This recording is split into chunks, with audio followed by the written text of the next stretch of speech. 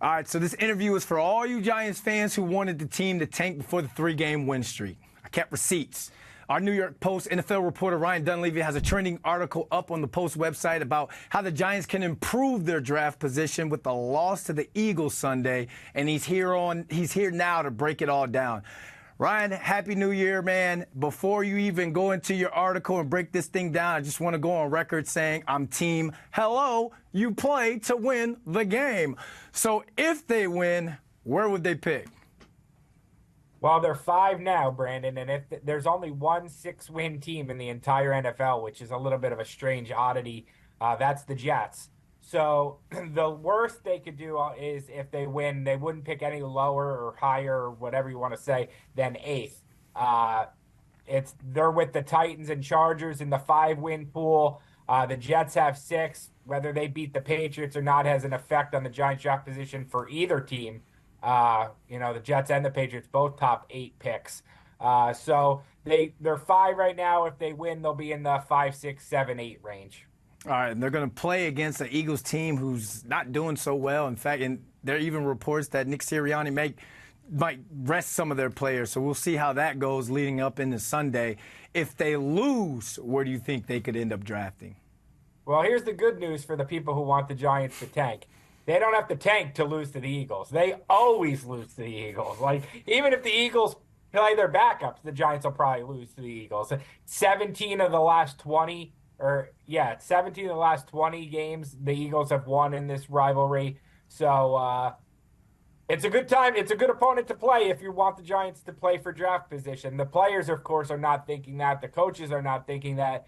A win, obviously, is the good vibes they want, especially to close out an underachieving season. But the fans, they want the draft pick. And if they lose, they could get as high as 2, Brandon. Now, that's unlikely because the Cardinals, the Patriots, and the Commanders would all have to win.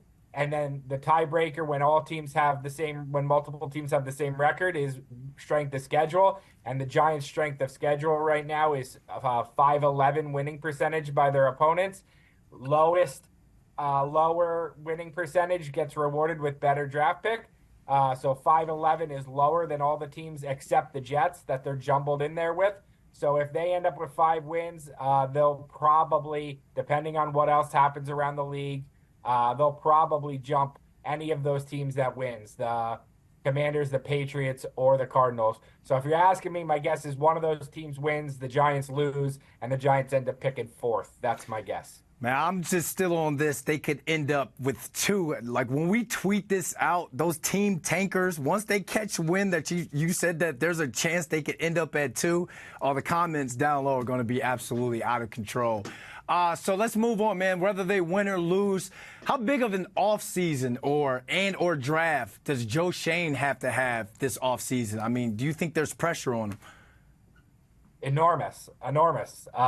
Look, he's had a couple hits. Kayvon Thibodeau looks like a draft hit.